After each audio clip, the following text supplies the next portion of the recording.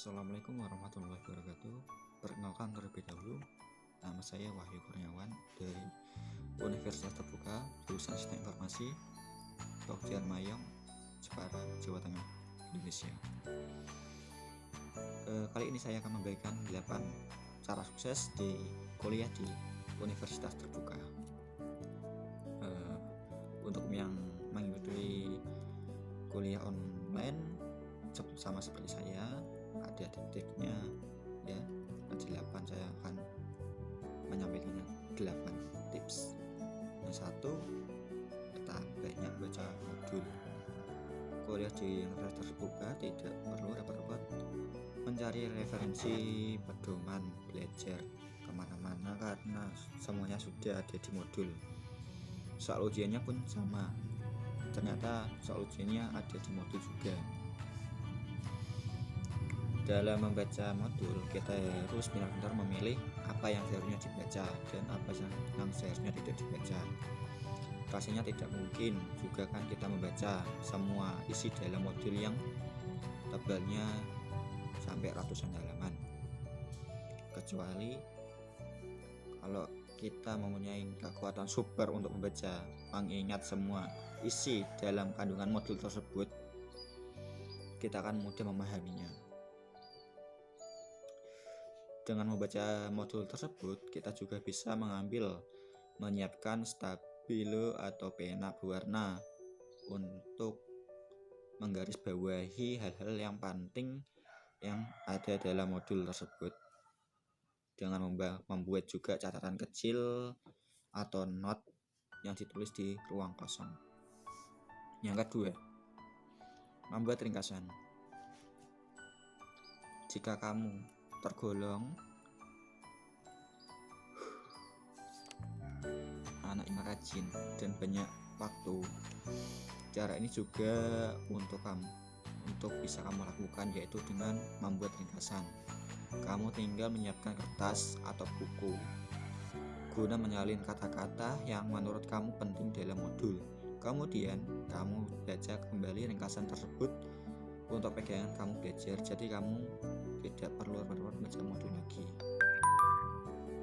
Yang ketiga, membuat peta konsep. Membuat peta konsep ini kaitannya dengan prinsip atau jaringan konsep yang perlu dikonstruksi dari jaringan hasil konstruksi. Inilah yang disebut peta konsep.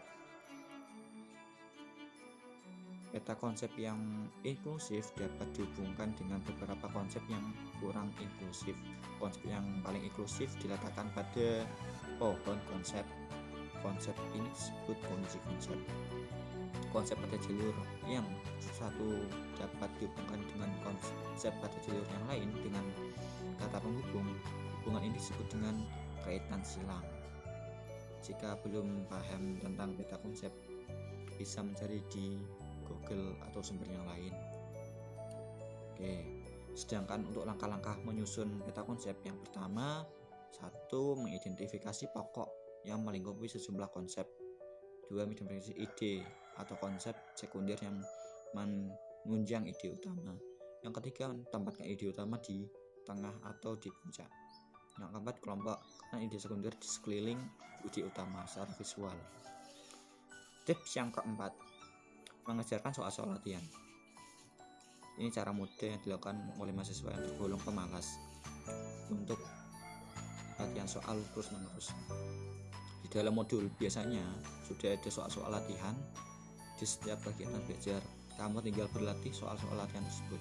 Soal-soal latihan tersebut dibuat dengan sistem pilihan ganda dan sudah ada kunci jawabannya di belakang modul.